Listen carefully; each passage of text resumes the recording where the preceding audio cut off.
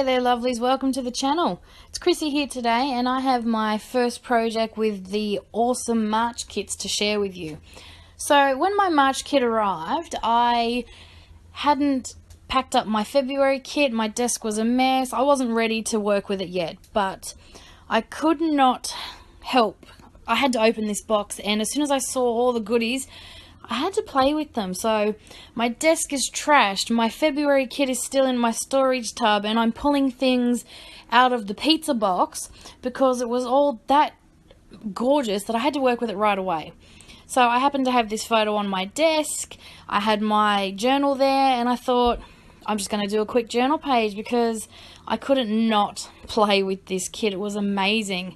So I started, just something quick and simple.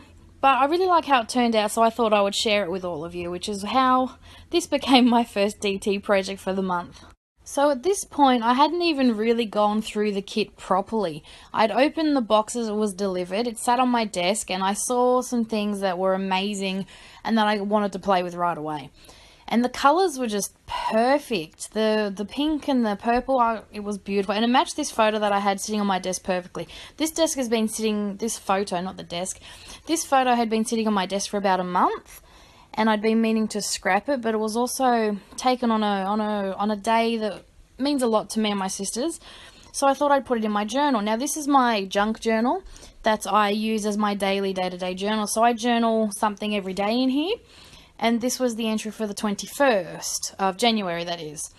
And yeah, this picture was just sitting on my desk, so I picked it up. And like I was saying, I just saw random things in the kit that I just wanted to play with. So I pulled them out and that's how I started.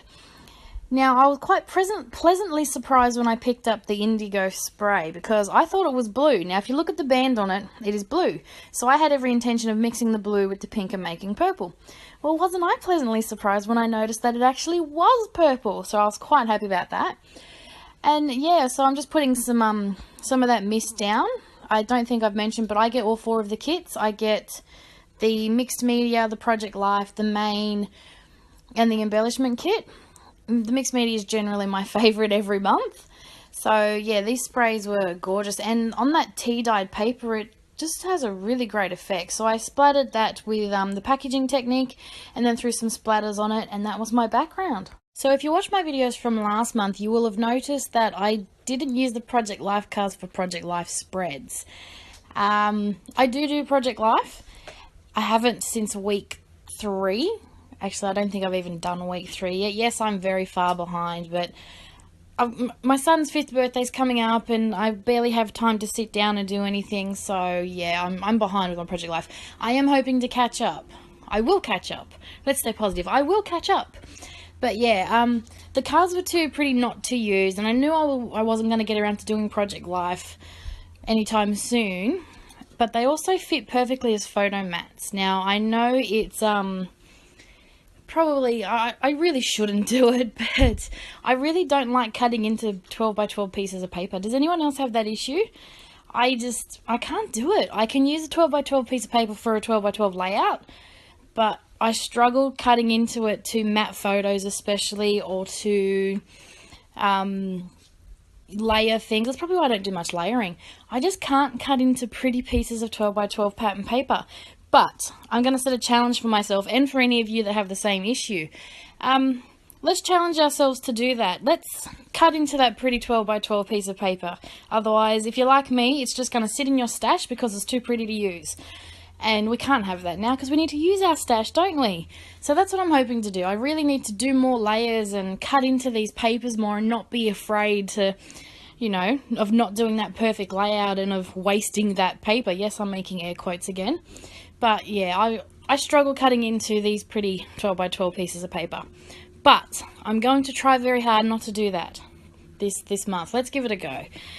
So, as I was saying, I've used the Project Life cards to map my photo. So I've trimmed my photo down so it fits on my book so I can put a little cluster around the photo. What I wanted to do was use the flowers in the ephemera packet. Isn't it gorgeous?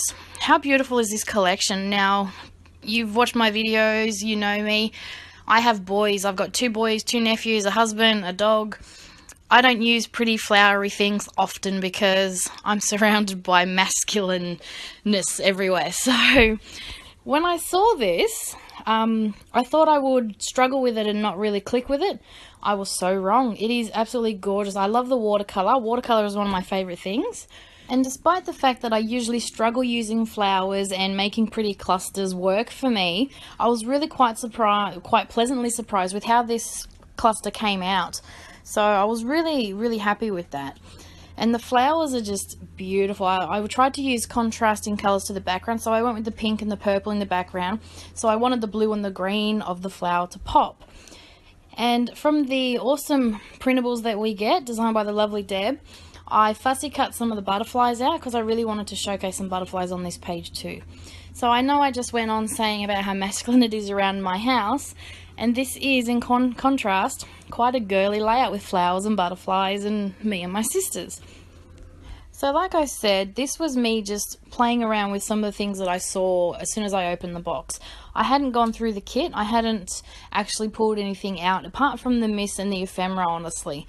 And yeah, I just wanted to have a quick play, and you know when you just want to do something creative but you don't have the time to get right into a layout? That's why I like my junk journal so much, and that's why I like to put spreads like this in my journal. So instead of just writing or just putting photos in, I like to do a mini scrapbook page. So it gives me a quick little burst of creativity and being able to create something without having to go through all of my things and have an hour or so time away from whatever busy life is throwing at us.